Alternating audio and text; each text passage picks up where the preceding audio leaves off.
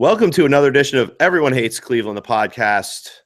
I am once again hosting Jim Pete, joined today by my brand new co-host, Michael Hattery.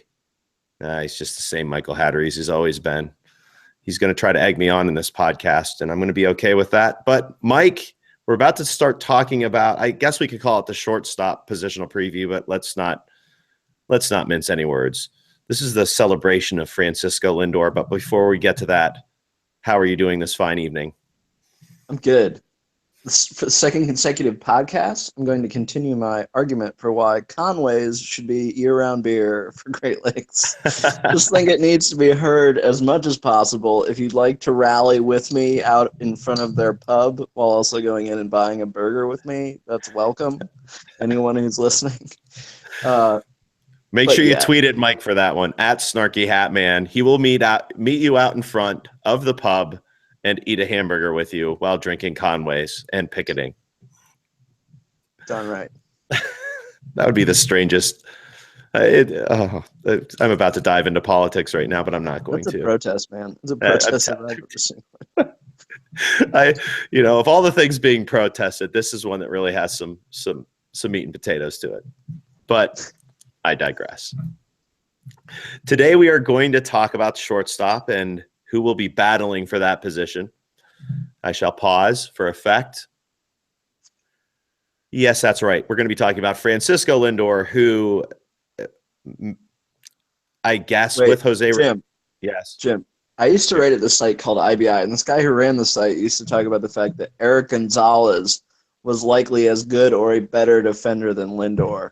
So I just want to have a conversation about this. Is Eric Gonzalez in the picture, Jim, or should we just keep starting the superstar MVP caliber candidate? Well, believe it or not, Mike, there are still people out there that say Eric Gonzalez has a better glove than Francisco Lindor. I hear it. I see it. I've seen it. Let's not say his name anymore. Okay. Unless there's another name that you're going to throw out there, in which case then say his name, because I don't want to hear the other name in this podcast. As far as Lindor goes, I guess the difference between last year's positional preview and this year's positional preview is now we have a full season of even better play than the play that shocked many people last year. Lindor was a legit MVP candidate, finished top 10. Was arguably the best player on the Indians team, although obviously Jose Ramirez has something to say about that. His power production continued, 15 home runs this year, although that tapered off a bit. He very clearly continued along that trajectory upward with that high ceiling that we've all been talking about over the past several years as he has developed as a prospect. One last piece to this, Mike, is he's 22 years old. As young as we say Jose Ramirez is, he's going to be 23 this year in his second full season, his third year with the Indians. Nothing but up for this guy. So as we go forward, Mike, with Francisco Lindor, and there's really not a whole lot we can say about who's going to be battling for this position unless there's injury involved. But the real conversation here, and I know you've got some other little points you want to make, but I guess the question I have for you, Mike, is this.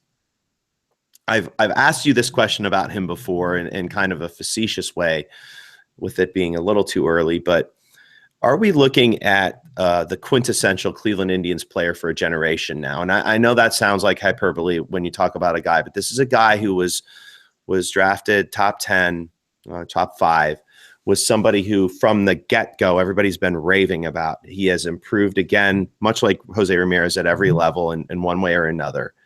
He comes to the big leagues. He not only does he come up and produce in the fashion that a number one prospect should, but he produces better than most people thought. And that's saying a lot because there was nobody in the system more hyped than Francisco Lindor, perhaps in the past 20 to 25 years.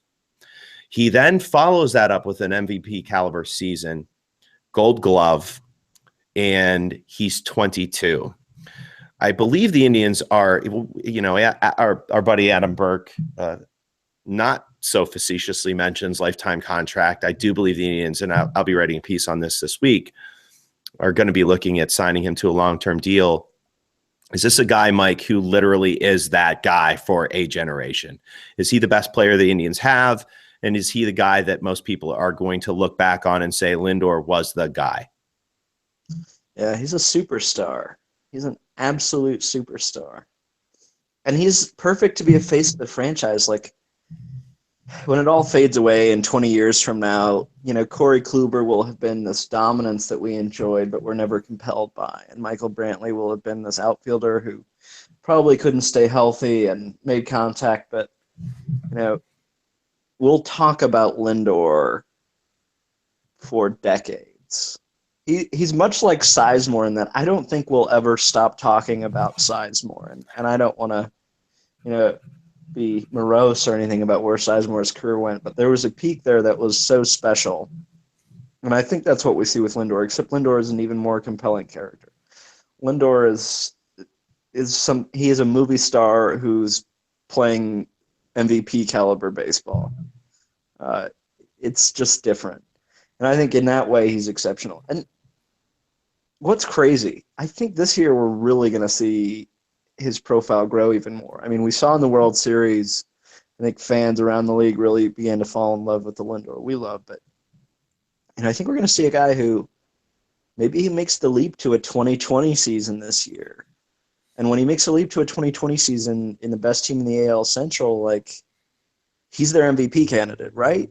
And when he's their MVP candidate, he's a top 5 MVP vote candidate, right? Well, I mean, here's the thing, and you can talk about lineup protection or what, and how fallacy it is or how true it is. But regardless of all that, I mean, with the lineup that he's going to be surrounded with, because I think we're going to both agree that he's going to be one of the top 3 hitters in the lineup. Let me rephrase that. He's going to be hitting probably 2 or 3 in this lineup, likely. I don't know. It depends on Brantley, but I'm guessing 3 where he hit last year. So, this is a guy who I would assume is probably going to be a lock to score 100 runs with the bats that he's going to have behind him, with the bats in front of him. This is a guy who has, he had 78 RBI. Would it be a stretch to say he has 90 RBIs this year? I don't think that's a stretch. This is a guy who looks like he's locked and loaded 300 hitter, looks like he's locked and loaded 360 OBP. His WAR went up to 6.3 this year for Fangraphs. I mean, this looks to be, what's the upside? And we're not even talking defense yet. We were kind of mimicking his defense earlier, about Egon being better, which is utterly ridiculous. We're talking about the best defensive shortstop in baseball, arguably the best defensive shortstop in baseball. But even if it's arguable, it's 2 or 3 other guys who are exceptionally gifted defensively. This is a guy who's put it all together. And, in our our discussion about third base, we talked about Jose Altuve comparisons with Jose Ramirez. I mean, in Lindor, we've got a guy who's got a lot of potential, as you mentioned, to be a 2020 guy. I mean, this, as far as 5-toolsy guys go, and that fallacy called a 5-tool player, if you believe it's a fallacy, I mean, Lindor is sort of starting to fit that mold, right? Yeah. He's perfect. I mean, this is the hardest conversation to have, and I think it's sort of like the torture of the Mike Trout conversation. It's the torture of the LeBron James conversation where, I'm not saying he's them in terms of being historically good, but he's really close. And when you have players that are this exceptionally gifted and exceptionally productive, I think you start to lose the superlatives to discuss them and continually appreciate how brilliant they are. And I think Lindor is really close to being in that dangerous zone. And I partially to start a fight about Omar Vizquel, and partially to highlight how brilliant Francisco Lindor is. Omar Vizquel had 1 season with more than 4 WAR in his entire Major League Baseball career, and we're talking about him as a Hall of Fame candidate. In 1.5 big league seasons, Lindor has 2 of those. Lindor has already surpassed Vizquel's peak season at age 22. And this isn't to pick on Vizquel, though I want to pick on Vizquel a little bit because I'm not a huge fan of his Hall of Fame case. But it's also to mention the fact that, if you're given the option for Francisco Lindor, Omar Vizquel, peak, it's kind of not a conversation. It's Francisco Lindor, and that's how freaking good he is.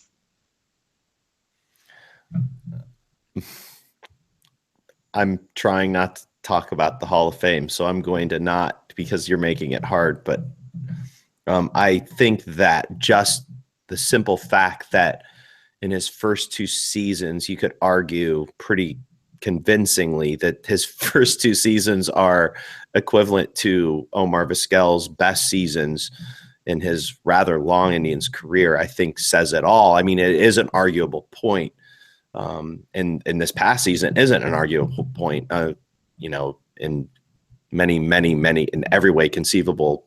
This year with Lindor would have been far and away Vizquel's best season. I mean, obviously we have years to go with Lindor, and you never know what the future holds. You mentioned Grady Sizemore, and I don't, obviously things can happen, but I think when we talk about ceiling with Lindor, throw those trendy terms out there. It seems to me, Mike, that ceiling wise with Lindor, we have a ways to go. At least it seems that way. So,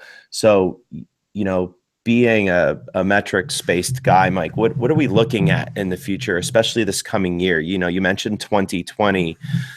Are we looking at, I don't want to throw comps out there, but are we looking at a guy that you mentioned Michael Brantley, you mentioned Corey Kluber, and all of the guys that are on this team, even a guy like Jason Kipnis, there's intangibles that aren't there that Lindor seems to have all of them.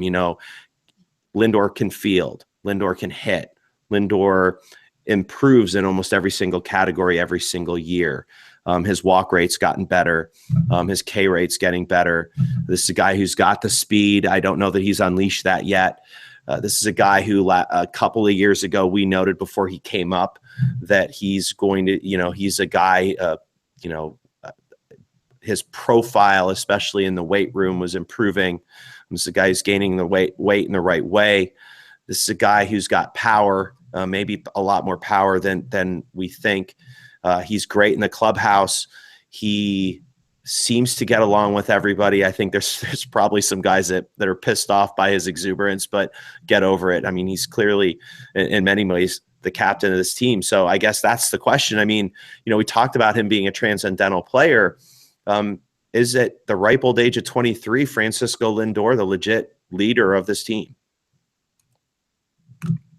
Yeah, he really is. I think Lindor is sort of like Derek Jeter who can play defense. Well, so just so you know, when I said we can't make comps, that's the guy that was in my head. And I know that's unfair. I think one of these things we do with comps is, we look at their peak and we compare peaks, and I certainly think Lindor's peak can be similar to Jeter's. Jeter's, the excellence in his career is sort of, when you're posting a 6.5 WAR season in your late 30s at shortstop, that's pretty brilliant and certainly laudable. Again, you don't want to make those kinds of comps. Obviously Jeter's going to be a Hall of Famer down the road, but I'm thinking more of what he means to our ball club as opposed to looking necessarily at the, what he's going to be doing when he's 38 years old. I'm thinking, this seems to be, Jeter clearly was the guy in New York, even with all of those other guys. And if you look at this Indians lineup, there's a lot of really good players. Jason Kipnis is there. You mentioned Brantley. Obviously, we bring in Encarnacion. We got Carlos Santana. There's a lot of offense, Jose Ramirez. But it seems to me that what Lindor does, because of his all-encompassing, offense, defense, clubhouse, just the face of the franchise, as you said, that's what Jeter was to that club. And again, not necessarily, the numbers are there for 2 years, but just that kind of face of the franchise that Jeter was, with a whole lot of backbone. Yeah, Lindor, we start thinking of the peak a lot earlier, but I think it's pretty reasonable to say that, for guys like Lindor, the peak we start to see are between 23 and 25 years old. Just guys who get in really early. That's really common. And so when you've seen a 6+ WAR season from a 22-year-old, it's pretty easy to say, we think there's something more in there. And that's crazy. That doesn't make sense. Lindor's an MVP caliber player, and there might just be something more in there. And I think it's likely power. I think I really think the 2020 season was a lot more likely than people think. This guy won an Affleck home run derby when he was in high school. He understands progressive, and when guys get progressive, especially guys who hit left-handed predominantly. He's a switch hitter, but he's facing predominantly right-handed pitching. You pick on that corner in right field, which Lindor does really well. You barrel a decent amount of balls. He's going to get 20 steals easily. I just think a 2020 season with 310 batting average, that's really easy for an elite defender to get to 7+ WAR. I think that's going to happen in the next 2 years, barring injury. So, and go that's ahead, a really Mike. bad answer to your question because you wanted to face the franchise stuff. And I'm really No, well, it's a bad answer to your question. no, But it it's is. I also mean, you like, said 7 WAR. I mean, I as you say that, I think, obviously a guy like Mike Trout's the face of his franchise. Why? Because he does everything really well. We talk about IQ all the time. I mean, we haven't even said IQ with regards to Lindor, but while Brantley is maybe the guy with the best baseball IQ on the club, I mean, is he, or is Lindor? I mean, look at the things that he's done better from year to year, Mike. And you've brought up several points in our podcast about Lindor over the years, where we talked about power production, I think, at the beginning of last year, and we talked about how frame wise this guy was going to start gaining some weight. Start working out. And obviously with the swing that he has, he could produce a lot more. I mean, is this just kind of that IQ piece where he's the guy like a LeBron James, like a Michael Jordan, who knows what's the weakness of his game and then goes, as opposed to working on what he does well, he tries to fill in the holes of what he doesn't. And when he fills those holes, everything else just seems to magnify. yeah. It's, when you throw Jordan and James around, it just gets to be such a high pressure conversation. But you're not. I definitely get where you're coming from. But I just, when the listener is going to be like, oh, it's competing to them an all-time great. He's totally out of context, which is, His jumper is the shit. Lindor is really good from 30 feet. But ultimately, I think he's crazy talent. This is a brutal podcast. I'll tell you time and again, it is so hard to emphasize because you're looking at Lindor and he puts forth a transcendent season that almost gets the Indians to a World Series victory, one of the most valuable seasons from the Indians in the last 15 or 20 years. And we're sitting here saying he's 23 years old. We think there's some more in there. And that's crazy. And that's how hard this conversation is with Lindor. I don't know where he finds it. And if he just posts a couple more 6-WAR seasons, that's awesome. That's great. Like, that's how crazy this conversation is. And you have to have it, but it's so hard to have. All right. So I do have to steer away for a bit as we talk. I mean, this is a guy who played 158 games. So talking about backup is kind of ridiculous. Obviously, Jose Ramirez is likely the guy to back him up. But I do want to dive a little bit into the system because there's a guy in the system positionally that you've shown some love for in the past, Mike. And as you kind of, I think, probably look down to AA, a guy like you, Chang Chang, is sitting there, maybe a top 6 or 7 prospect in the system that not a whole lot of people know about, but he's a guy that I think teams are interested in outside of the Indians organization as a piece in a deal.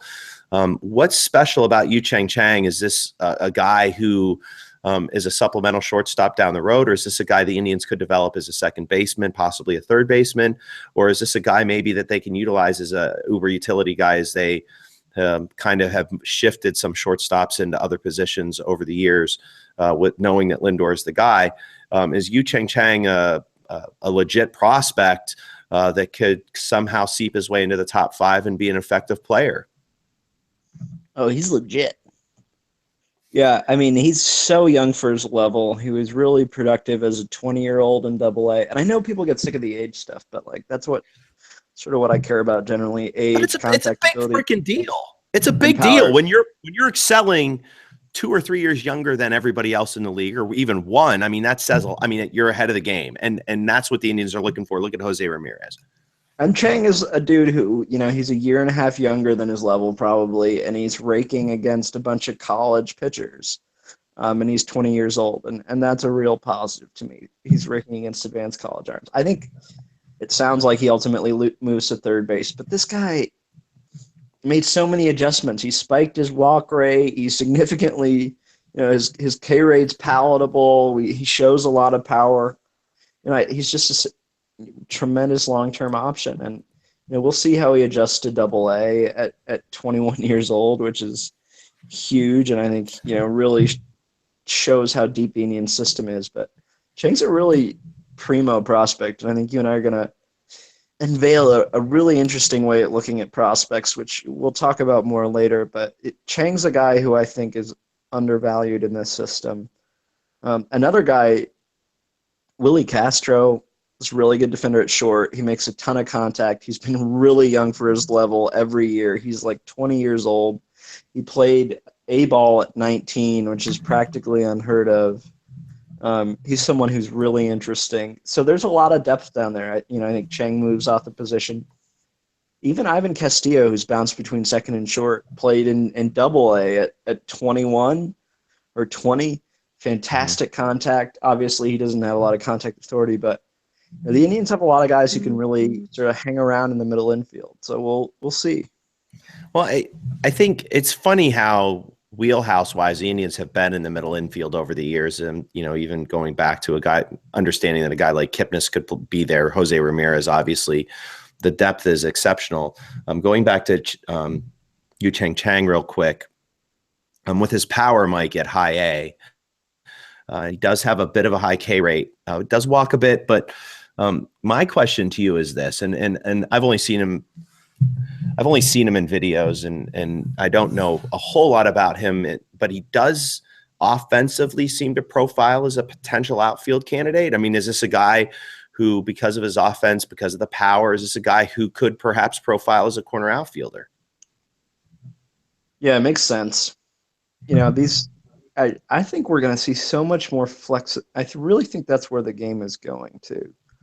I think you're going to see a lot more teams with guys who are playing third, left field, right field, things like that. And I think Chang's somebody who'd be really capable of that. I think it's what we see with, a guy like Yandy Diaz too.